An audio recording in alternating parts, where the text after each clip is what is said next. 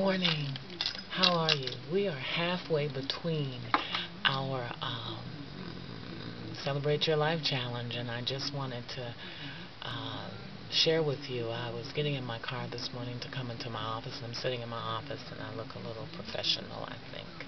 But nonetheless, that courage, that we needed courage for our journey, that we needed to look at courage. We look at love, joy, and peace, and long-suffering, but we don't look at courage, being courageous through the process. And so I'm asking you to step out your comfort zone and be courageous for staying on your journey and losing weight. Be courageous to remove things out of your life that are not of benefit, that don't bring you closer to God. To be courageous to make changes in the status that you have.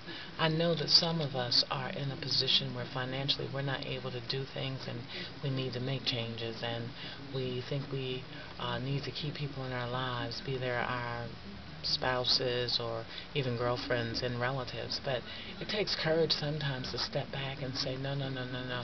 I can love you from a distance, but I'm not going to let you bring me down. I'm not going to let you not improve the quality of my life. I'm not going to let you have my life. I'm not going to let you determine whether the sun shines for me or the rain does. Have courage to stand up. You might have to do it silently initially. See, these things aren't easy.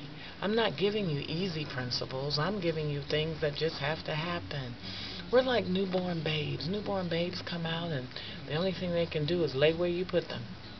Some of us have been laid where other people have put us, and that's not a good feeling. But a baby eventually will turn over, and you'll see them flipping over, and that's the joy that they get. And then the next thing you know, they're sitting up, and they're just clapping because they can sit up. You walk in a baby's room, and he's sitting up, and you're like, oh, Lord, my baby's sitting up, my baby's growing up. And then the baby gets this. You put them on the floor, and they begin to sit up and play with toys and turn around and search around and looking. And the next thing you know, they see something, and now they're crawling. They're actually on their knees, and they're crawling. And sometimes they're crawling really, really fast. And then finally they see more stuff because they're exploring, and they're crawling, and they're seeing things all around them, and they're looking. And then they begin to stop, and they pull up. And as they pull up, they get to see, and they're looking, and they're excited. And then the next thing you know, they see something, and they're going, they start to walk, and they stand up, and they let go, and they're teetering, because they're not sure.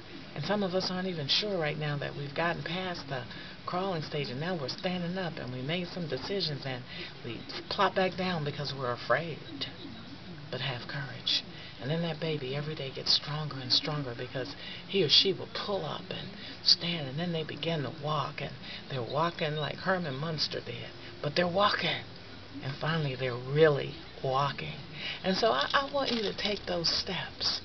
Right now you might just be laying on your back looking up, waiting for somebody to come change you, and that's okay. That's really okay. The next thing I know, you're going to turn over, and you're going to be on your stomach. And then you're going to crawl.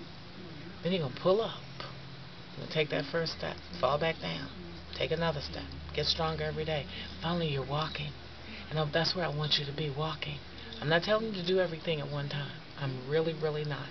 Because that would be so difficult for you to try to do everything at one time. But what I'm suggesting to you is take it as a baby does. Make those changes. Courage will bring you freedom from fear. It'll help release you from those things that keep you bound up. You don't think you can, but you can. Believe me, you can. Believe me, you can. You have sacrificed already. You have given up yourself to someone else or something. You've become that person's feelings, whatever they decide, or whatever the weather goes, or whatever bill collector calls. And so you've given up your freedom. But right now I want you to have the tenacity to fight through for this journey, for you, the journey to yourself, to celebrate yourself, to love yourself unconditionally. I got warts. I want my nose fixed. Yes, I said that. But the reality is that I come as a whole package, and I got to take it all. And so I decided that since I didn't have the money to have plastic surgery, or I didn't have the money to do this or do that I was just going to love who I was, because there's nothing wrong with it. God made it. I was created by the Master's hands, and I wasn't the only one. There is nobody who's listening to this video that was created by something else. You were created by God. There's something greater than you. And if God thought enough to create you to allow that egg to hit that sperm and produce you, then you ought to think enough of you to keep going. Have courage. Have courage. Have courage. See the gifts within the crises that lead to growth. I have notes. See that gift. There is a gift in it. Some of you, I'll tell you, I had a husband, first time. I married him without any consideration of anything else. And he was not nice to me. He wasn't interested in improving the quality of my life or us even going on the journey together. And so I initially was afraid to leave. And out of his mouth one day he said, when we argued, you stopped crying and I got scared. Because when you, as long as he had me crying and hovering, he had control.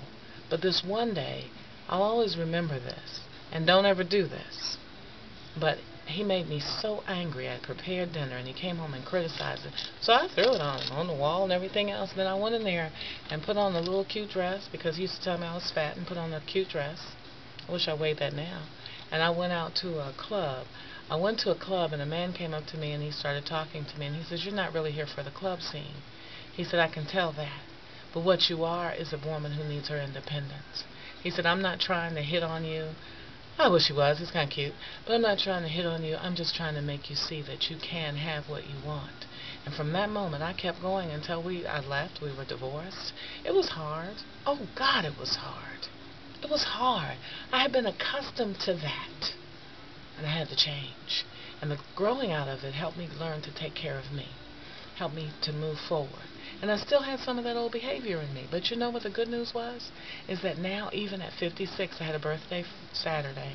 At 56 years old, I am finally willing to live my life.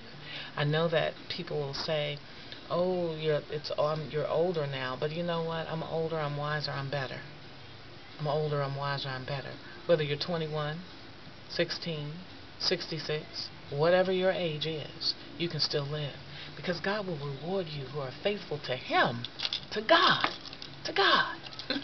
God has the glory in all of it, no matter what. I'm grateful for that. I know you are too. And then get a courageous state of mind. I can do all things through Christ that strengthens me. Not John, not Jerry, not Janie, me.